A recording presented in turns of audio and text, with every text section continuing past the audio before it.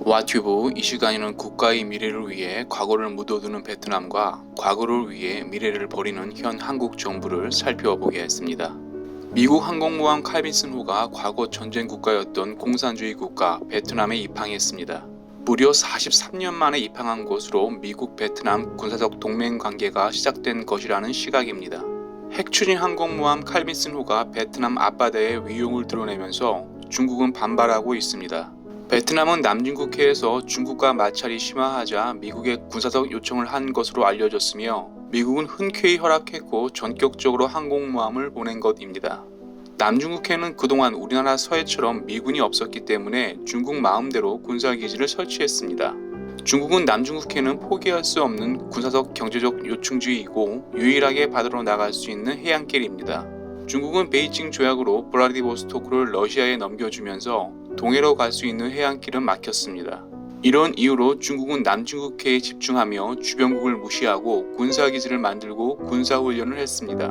중국 군사력은 남중국해 국가 베트남, 필리핀, 말레이시아 군사력을 합친 것보다 월등합니다. 이런 이유로 필리핀은 다시 미군 제주둔을 확정했고 과거 전쟁까지 했던 베트남도 미국에 러브콜을 보낸 것입니다. 미국 또한 베트남은 중국과 국경선을 마주보고 있기에 중국을 견제하기에 유리합니다. 또한 베트남 해안선은 3,000km가 넘어 남중국해를 잡을 수 있어 육상에서 즉각적으로 해상 투입이 가능해 중국은 베트남이 위협적인 존재입니다. 더구나 베트남 중국은 과거 전쟁을 한 적이 있고 베트남 승리로 기록되고 있는데요.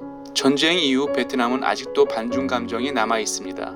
하지만 베트남 군사력은 현재 중국 군사력보다 너무나 부족한 상태입니다. 이런 이유로 베트남은 다른 남중국해 국가와 달리 중국 군사기지 건설에 강력한 항의와 동시에 과거 적국이었던 미국을 끌어들인 것입니다. 이에 맞서 중국은 러시아와 남중국해에서 합동 군사훈련을 하며 베트남과 미국에 맞불을 놓고 있습니다. 이렇게 남중국해는 중국이 주도하는 바다에서 주변국들이 속속 미국을 다시 불러들이는 모양새를 띠고 있습니다. 하지만 현 한국 정부는 베트남과 반대 방향으로 가고 있습니다. 현 한국 정부는 그동안 한국 안보를 튼튼하게 했던 한미일 삼각동맹을 깨려하려는 인상을 주고 있습니다. 문재인 대통령은 아베 신조 일본 총리 면전에서 동맹이 아니라고 했습니다. 하지만 한미일 동맹 중 한 축이 깨지면 제일 먼저 타격을 받는 나라는 한국입니다. 한미일 동맹 한 축이 깨진다면 공산주의 국가 북한, 중국, 러시아는 쾌재를 부를 것입니다. 최근 한일 관계가 최악 상황에 중국과 러시아는 보란듯이 같은 날 한국 영공을 침범했고 북한은 또 미사일을 발사했습니다. 만약 한미일 동맹이 없다면 어떻게 됐을까요? 북한, 중국, 러시아가 만약 한국과 일본에 미군이 없다면 어떻게 했을까요? 일본은 안보와 미래를 위해 일본의 핵폭탄을 떨어뜨린 미국과 손을 잡았습니다. 베트남도 미래를 위해 전쟁했던 미국과 군사적 협력을 하며 손을 잡았습니다. 한국 지도자와 현명한 국민은 전쟁을 하고 식민지를 겪었어도 국익을 위해 일본과 손잡을 수 있어야 한다는 것을 잊지 말아야겠습니다.